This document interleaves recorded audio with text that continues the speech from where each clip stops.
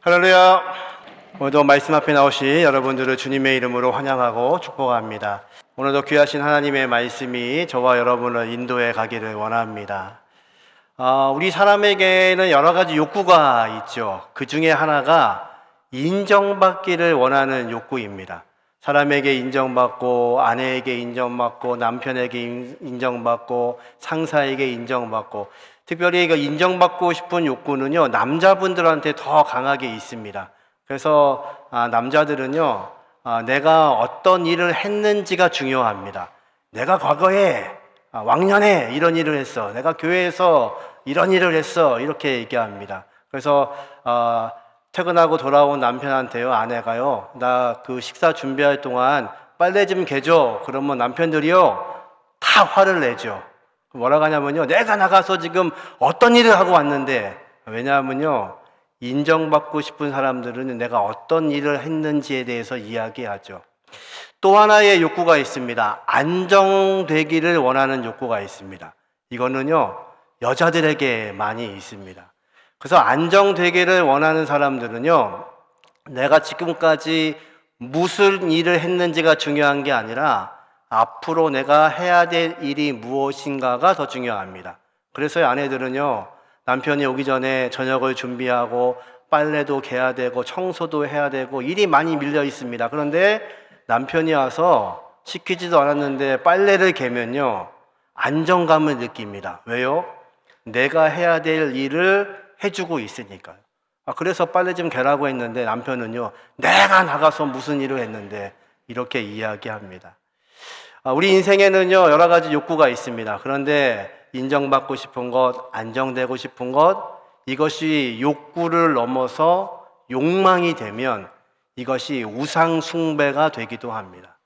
오늘 본문은요, 4장에 이어서 아름다운 신앙의 공동체가 세워진 예루살렘의 초대교회, 어떤 일이 벌어졌나요? 기도가 바뀌었습니다. 그래서 예수의 이름을 증거하지 말라고 하는데 교인들은 어떻게 기도하냐면요, 담대히 이 복음을 전하게 하여 주옵소서. 그랬더니요, 성령이 임하시자 그들이 담대하게 이 복음을 전하기 시작합니다. 기도가 바뀌고 나니까 공동체가 변화가 있죠. 세상이 할 수 없는 일을 교회가 합니다. 내 거 없이 아무도 내 것을 내 것이라 여기지 않고 함께 나누어 쓰는 아름다운 공동체가 생겼습니다. 그런데 5장에 넘어와서 갑자기 아나니아와 삽비라 부부의 죽음이 기록이 되어 있습니다. 좀 당황스럽습니다. 이렇게 좋은 공동체 안에서 이런 일이 벌어진 겁니다. 이 일은요, 하나님께서 세우신 교회 안에 세상을 향하여서 무엇을 경계해야 되는지에 대해서 가르치시는 본문입니다. 오늘 이 본문을 통하여서 저와 여러분이 믿음의 공동체로서 우리에게 인정받고 싶은 욕구가 있고 안정되기 원하는 욕구가 있음에도 불구하고 하나님 앞에서 이것을 어떻게 해야 되는지를 함께 나누는 시간이 되기를 원합니다. 먼저 1절과 2절 말씀을 같이 한번 읽어보죠. 아나니아라 하는 사람이 그의 아내 삽비라와 더불어 소유를 팔아 그 값에서 얼마를 감춤해 그 아내도 알더라. 얼마만 가져다가 사도들의 발 앞에 두니. 지금 이 아나니아와 삽비라의 문제는 무엇일까요? 자기의 재산을 팔았습니다. 그리고 일부만 가지고 왔습니다. 그것이 문제가 아닙니다. 지금 자기가 이 문제를 팔고 땅을 팔고 일부를 감춘 겁니다. 왜 자기 건데 왜 감추고 있나요? 의도가 있습니다. 이건 분명히 앞에 등장하고 있는 바나바의 영향을 받았을 겁니다. 바나바, 그의 이름의 원래 이름은 요셉입니다. 그런데 그가 귀한 것들을 하나님 앞에 바치고 그것이 많은 성도들에게 위로가 되었습니다. 그래서 사도들이 그의 이름을 위로의 아들 바나바라고 이름을 바꿔주었습니다. 교회의 칭찬을 듣고 있습니다. 교회가 그를 좋아합니다. 그를 사랑합니다. 그의 섬김을 고마워합니다. 이것이 지금 아나니아와 삽비라가 부러웠던 것 같습니다. 그래서요, 이런 인정을 받고 싶은 겁니다. 그러면요, 내 재산 중에서 팔아서 이거는 일부는 남겨놓고요. 일부만 가지고 왔습니다. 그래도 교회는 감사하면서 그것으로 어려운 사람과 나누었을 겁니다. 근데 아나니아와 삽비라의 마음속에는 무엇이 있냐면요, 바나바처럼 인정받고 싶은 겁니다. 바나바는 어떻게 했나요? 모든 소유를 교회 앞에 내어놓고 있습니다. 그런데 그렇게 하고자 하니 무엇이 문제가 되냐면, 인정받고 싶기는 한데 그렇게 하면 내 삶에 안정이 없습니다. 아니, 내가 앞으로 계획도 있고 우리 부부가 살아야 될 일들도 있고 세금도 내야 되고 연금도 내야 되고 이거 다 바치면 어떻게 살 수 있나? 그러니까 두 가지 마음이 아나니아와 삽비라 이 부부의 마음속에 들어온 겁니다. 인정받고 싶기도 하고 안정된 삶을 살기도 쉽습니다. 그런데 이것을 할 수 있는 중요하게 결정된 방법이 있습니다. 속이면 됩니다.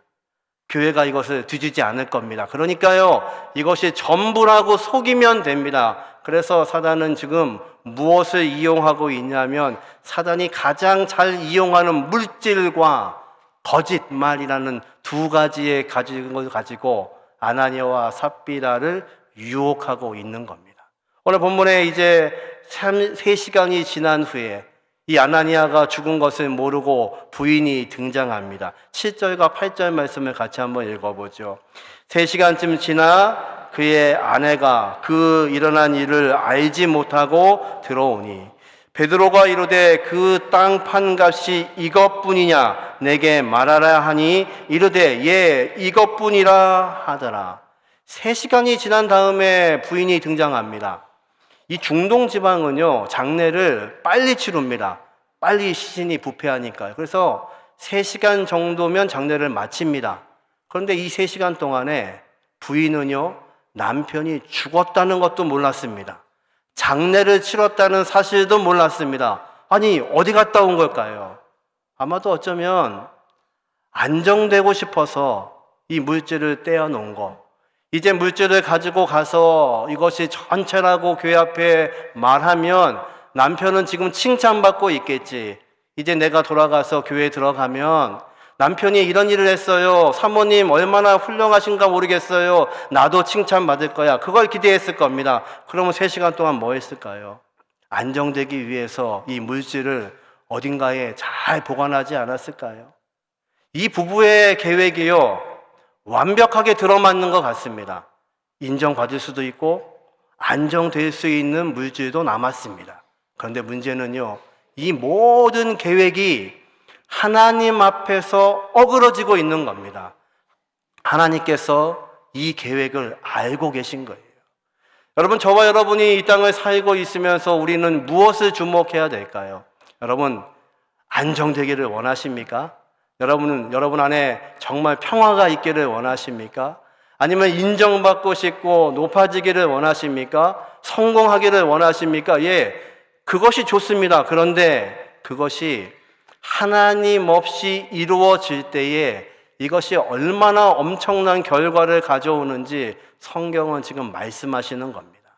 우리가 성공을 해도 하나님이 안 계시면, 우상은 바로 그것입니다. 하나님 자리에 내가 원하는 것을 갖다 놓는 것입니다. 성공하는 것, 높아지는 것, 물질이 많아지는 것, 안정되어지는 것. 그런데 이 모든 것이 하나님이 안 계신데 불구하고 내 삶에 일어나고 있다면 이것은 우리에게 축복이 아니라 저주일 수밖에 없다는 것을 성경이 말씀하십니다. 왜 성경은 지금 이 시간에 이것을 말씀하시는 걸까요? 예수님께서 부활하시고 예수님이 반석이 되어주셔서 그 위에 교회가 탄생했습니다. 그런데 지금 아나니아와 삽비라는요, 그 하나님을 바라보고 있는 것이 아니라 자신의 생각, 자신의 욕심, 자신의 욕망을 쳐다보고 있는 겁니다. 바나바는 왜 위로의 사람이 되었나요? 그의 시선은요, 어렵고 힘든 이웃을 향하여 시선이 고정되었습니다. 아나니아와 삽비라는요, 어디에 고정이 되어 있냐면 인정받고 싶은 욕구, 안정되고 싶은 욕구에 함몰되어 있는 겁니다. 그랬더니요, 그의 시선이 머무는 곳에 죽을 수밖에 없는 현상이 벌어집니다. 여러분, 저와 여러분이 바라보고 있는 그곳이요, 생명의 자리가 될 수도 있고 죽음의 장소가 될 수도 있습니다.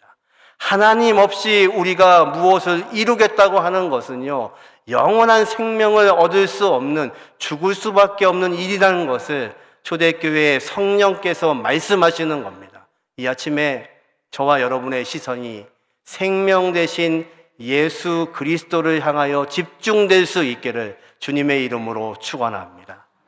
베드로가요, 아나니아와 삽비라에게 이렇게 권면합니다. 먼저 아나니아에게 3절과 4절에 이렇게 말합니다. 같이 한번 읽어보죠. 베드로가 이르되 아나니아야, 어찌하여 사단이 내 마음에 가득하여 내가 성령을 속이고 땅값 얼마를 감추었느냐. 땅이 그대로 있을 때에도 내 땅이 아니며 판 후에도 내 마음대로 할 수가 없더냐. 어찌하여 이 일을 내 마음에 두었느냐. 사람에게 거짓말한 것이 아니요 하나님께로다. 지금 아나니아가 실수하고 있는 게 무엇인가요?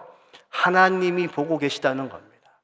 여러분, 저와 여러분이요, 사람은 속일 수 있습니다. 그런데 하나님은 속일 수 없지요. 베드로가 조목조목 그의 잘못을 따집니다. 사단이 내 마음에 가득하다. 이 가득하다는 단어가요, 충만이라는 단어입니다. 앞에 있는 4장에 나와 있는 성도들이 성령으로 충만하다, 똑같은 단어입니다. 지금 아나니아의 마음속에는 무엇이 충만하냐면 사단이 충만합니다. 여러분 기억하셔야 돼요. 사단은요, 저와 여러분을 유혹하는 존재입니다. 오늘도 죄 짓도록 유혹합니다. 그런데요, 죄를 짓는 것은 사단이 아니라 저와 여러분입니다. 하늘에 나는 새들을 막을 수는 없습니다. 그런데 그 새가 내 머리 위에 둥지를 트는 것은 우리는 막을 수 있습니다. 죄를 짓지 않는 것은 본인의 문제입니다. 지금 우리는요, 어떤 문제가 생기면 누구의 탓을 하죠. 환경이 이래서요, 내가 이렇게 살았기 때문에요. 아니요, 그 죄를 짓는 것은 당사자입니다. 베드로가 말하는 겁니다. 내 마음속에, 너의 마음속에 성령이 가득해야 되는데 지금 사단이 가득하다. 두 번째, 이렇게 질문합니다. 내가 성령을 속이고 있다. 성령을 어떻게 속이나요? 이 말은요, 위장하고 있다는 뜻입니다. 네 마음속에 사단이 가득한데 성령 충만한 것처럼 위장하는 겁니다. 여러분, 우리는요, 놀랍게도요, 성령 충만하지 않으면서 성령 충만한 것처럼 보일 수 있습니다. 믿음이 없는데 믿음이 있는 것처럼 보일 수 있습니다. 교회 안에서 충성을 다하면서 내가 성령 충만한 사람처럼 보일 수 있습니다. 그런데 하나님은 속일 수 없습니다. 이것이 아나니아가 몰랐던 사실입니다. 삽비라가 몰랐던 사실입니다. 베드로가 또 말하죠. 땅을 팔기, 너희가 그 땅을 팔아서 얼마를 감추었다. 이 감추었다는 단어가 구약에 한 번 더 등장하는데요, 아간의 범죄를 말씀하실 때 그렇게 말합니다. 아간이요, 하나님이 진멸하라고 말씀하신 그 성에서 하나님의 물건을 도적질해서 감추었습니다. 옷 한 벌, 은, 금을 감추었습니다. 같은 단어입니다. 지금 베드로는요, 이 아나니아와 삽비라의 사건을 이스라엘 백성이 가나안 땅에 처음 들어가서 범죄했던 아간의 범죄와 같은 범죄로 취급하고 있는 겁니다. 성령이요, 말씀하는 겁니다. 왜 감추었니? 그리고 이야기하죠. 네가 어떻게 네 마음속에 이런 생각들을 가두었는가? 여러분, 저와 여러분이 생각이 머무는 곳이 생명의 자리가 되기도 하고 죽음의 자리가 되기도 합니다. 우리는 우리의 마음속으로 가두고 있는 것을 가지고 살아가지요. 저 사람은 살인자래. 그 사람만 살인자인가요? 아니요. 내 마음속에 살인하고 싶은 마음이 얼마나 많은지요. 그 사람은 행위로 했을 뿐이고 나는 마음으로 여전히 살인하고 있습니다. 여전히 우리의 마음속에 무엇이 있냐고 주님은 우리에게 물으시는 겁니다. 이제 베드로는요, 결론적으로 말합니다. 네가 사람에게 거짓말한 것이 아니고 하나님께 거짓말했다는 것입니다. 여러분, 거짓말은 왜 하시나요? 거짓말은 왜 하냐면요, 들키지 않을 거라고 믿기 때문에 그렇습니다. 우리 남자분들은 믿음이 하나 있죠. 내가 숨기고 있는 이 비상금 절대로 부인한테 안 걸릴 거라고 믿지요. 그런데 그 믿음이 언제나 빗나가시죠. 왜 거짓말을 하냐면요, 성령을 속일 수 있다고 믿는 겁니다. 하나님을 속일 수 있다고 믿는 겁니다. 그래서 지금 성령께서는 이 초대교회의 이 사건 속에서 사단의 음성을 듣고 하나님을 속일 수 있고 성령을 속일 수 있다고 믿고 있는 이 부부를 하나님께서 처벌하고 계시는 겁니다. 이제 3시간 뒤에 온 부인에게 베드로가 똑같이 묻죠. 9절 말씀 같이 한번 읽습니다. 베드로가 이르되 너희가 어찌 함께 꾀하여 주의 영을 시험하려 하느냐. 보라, 내 남편을 장사하고 오는 사람들의 발이 문 앞에 이르렀으니 또 너를 메어내리라 하니. 사단은요, 죽음의 영입니다. 아나니아와 삽비라가요, 열심히 꾀를 가지고 인정받을 수도 있고 안정될 수 있는 방법을 찾았는데요, 사단의 꾀에 넘어간 것은 무엇이냐면요, 죽음이 남아있죠. 예수님이 걸어서 광인을 향하여서 다가가십니다. 광인이 외치죠. 지극히 높으신 하나님의 아들 예수여, 나와 무슨 상관이 있는데 나한테 이렇게 괴롭게 하십니까? 이제 주님 예수님께서요, 그 속에 있는 귀신에게 명령하십니다. 그 사람에게서 나오라. 사단은요, 예수님이 누구신지도 압니다. 하나님이 누구신지도 압니다. 그런데 사단은 회개하지 않는 존재입니다. 뭐라고 하나요? 원하건대 저 돼지떼에게 들어가게 해 주십시오. 주님이 그것을 명령하십니다. 그랬더니요, 그 속에 있었던 그 많은 귀신이 돼지떼에게로 들어가서 돼지떼가요, 물속으로 들어가서 모두 죽고 맙니다. 사단은요, 죽음의 영입니다. 사단의 유혹은요, 바로 죽음입니다. 우리에게 생명 대신 예수 그리스도가 있다는 것이 저와 여러분에게는 놀라운 은혜임을 믿으시기를 주님의 이름으로 축원합니다. 그래서 우리는요, 이 땅을 살아가면서 우리에게 여러 가지 욕망이 있고 욕심이 있고 우리가 원하는 것들이 있습니다. 그러나 이것이 하나님 앞에서 우리가 속일 수 없다는 것을 알고, 하나님이 안 계신 자리는 그것이 성공의 자리가 아니라는 것을 알고, 죽음을 따르게 하는 사단의 권세와 유혹이 아니라 우리를 살리시는 예수 그리스도의 귀하신 능력 앞에 저와 여러분이 설 수 있기를 주님의 이름으로 축원합니다. 이렇게 이 일이 벌어지니까요, 교회의 공동체들은요, 두려워 떨기 시작합니다. 우리 10절과 11절의 말씀을 같이 한번 읽어보죠. 곧 그가 베드로의 발 앞에 엎드려져 혼이 떠나는지라. 젊은 사람들이 들어와 죽은 것을 보고 메어다가 그의 남편 곁에 장사하니 온 교회와 이 일을 듣는 사람들이 다 크게 두려워하니라. 아니, 어떻게 3시간 차이로요, 이 부부가요, 한날 죽습니다. 그리고 같이 묻힙니다. 본인들은 알았을까요? 몰랐을 겁니다. 꿈에도 몰랐을 겁니다. 이 부부는요, 아이러니하게도 하나님께 헌금 드리고 죽은 사람입니다. 아니요, 죽으려고 헌금한 사람입니다. 아무도 그렇게 말한 적이 없습니다. 그것을 가지고 자신들을 위해서 잘 사용할 수 있습니다. 그런데 사단이요, 그들의 마음속을 비집고 들어간 거예요. 너도 인정받고 싶지. 너도 바나바처럼 인정받고 싶잖아. 그런데 인정받으려고 모든 거 다 팔면 너는 어떻게 살래? 안정돼야지. 이 두 가지 유혹이요, 이 바나바와 삽비라 부부를요, 이렇게 죽음에 이르게 했습니다. 근데 놀라운 것은 오늘 본문에 2번 반복하는 2개의 단어가 있는데요, 모두가 이 일을 보고 성도들이 두려워하더라. 또 하나는요, 이 사람들의 장례를 치룬 사람들이 젊은 사람들이었다고 기록합니다. 의도적으로 누가는요, 이 본문에 2번 반복하고 있는 겁니다. 성도들이 이 일을 알고 두려워합니다. 이 두려워했다는 말씀은 무서워했다는 말이 아닙니다. 하나님이 누구신지를 알고 하나님을 경외했다는 것입니다.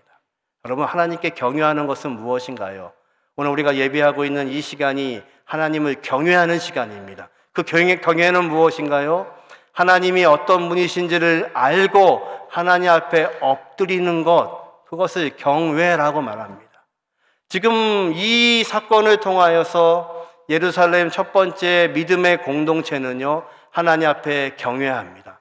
하나님이 어떤 분이신지를 알게 됩니다. 하나님의 뜻이 무엇인지를 알게 됩니다. 하나님께서는 이스라엘 백성들에게 전쟁을 명령하실 때 헤렘의 전쟁을 명령하시죠. 가나안 전쟁을 시작하면서 여리고성에 있는 모든 것들을 진멸하라고 말씀하십니다. 헤렘, 모든 것들을 대가 없이 하나님 앞에 헌신하라는 말씀입니다. 이 헤렘에는 그런 뜻이 있어요. 대가 없이 헌신하는 겁니다. 그런데 여러분, 우리는 하나님 앞에 우리가 헌신하는 줄 알고 있습니다.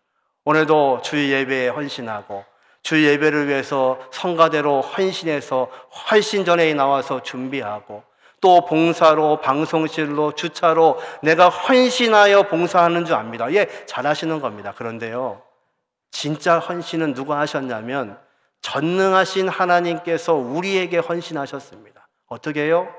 대가 없이, 아무런 요구 없이 자신의 아들을 우리에게 주셨습니다. 십자가에 그 아들을 못 박아 죽게 하셨습니다. 아무 대가 없이요. 이유는 무엇인가요? 저와 여러분을 구원하시기 위해서, 우리를 살리시기 위해서. 우리가 살고 있는 세상은요, 인정받아야 살고 안정돼야 되는 세상이니까요. 그것을 위해서 열심히 뛰어가지만 그것을 얻을 수 없고 결국은요, 썩어져 죽어가는 육신인 것을 하나님이 아시기에 우리의 영혼을 구원하시기 위해서 하나님은요, 자신의 아들을 십자가에 못 박기까지 헌신하여 주셨습니다. 그것이 헤렘의 정신입니다. 근데 아나니아와 삽비라는 지금 어떤 일을 범하고 있는 건가요? 종교 지도자들이 예수를 십자가에 죽이면 되는 줄 알았습니다. 그래서 예수를 죽이고 나면 자신들의 욕심과 욕망으로 살 줄 알았습니다. 그런데 그렇게 되지 않았죠. 그 주님이 부활하셨습니다. 지금 종교 지도자들은요, 탐심과 위선으로 예수를 십자가에 못 박았습니다. 그런데 아나니아와 삽비라가 믿음의 공동체 안에 있음에도 불구하고 이 종교 지도자들이 하고 있는 탐심과 위선을 그 마음에 가지고 있는 겁니다.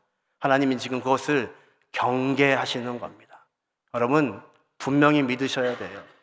우리가 아무리 성공해도, 아무리 일이 잘 되고 있어도 하나님 없이 잘 되고 있는 것은 축복이 아니라 저주라는 것을 믿으셔야 돼요.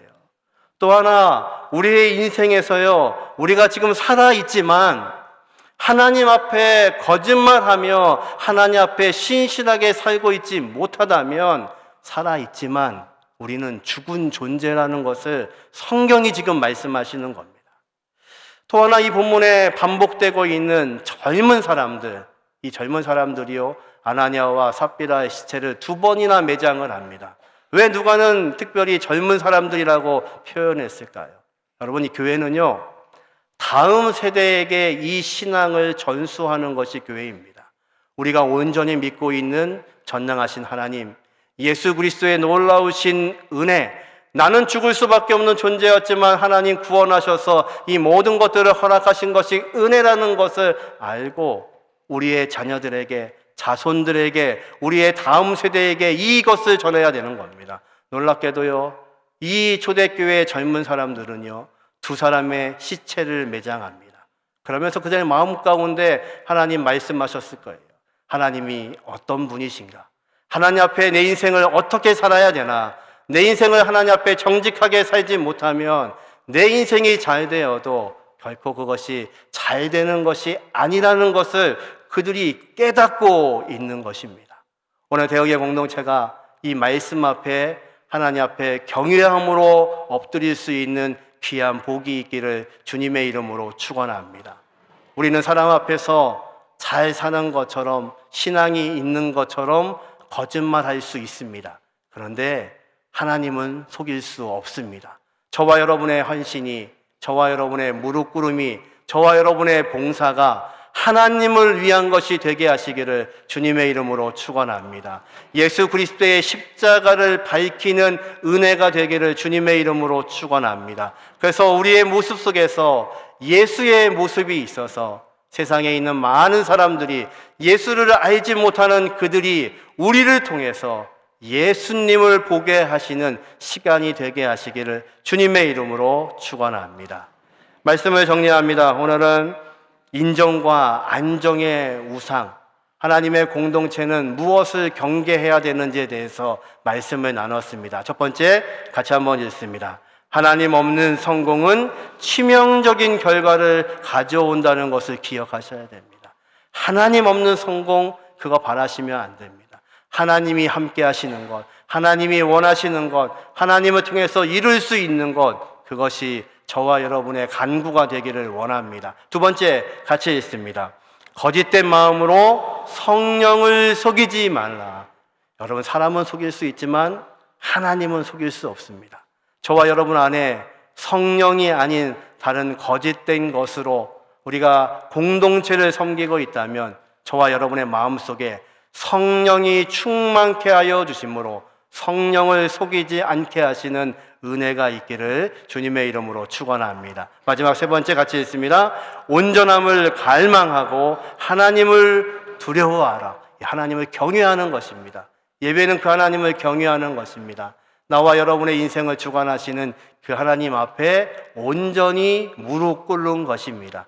이 한 주간도 우리가 사순절 기간을 보내고 있는데 이 사순절 한 주간도 하나님께서 우리에게 허락하시는 귀한 은혜들을 가지고 우리가 주님의 빛을 발할 수 있는 저와 여러분 되게 하시기를 주님의 이름으로 축원합니다.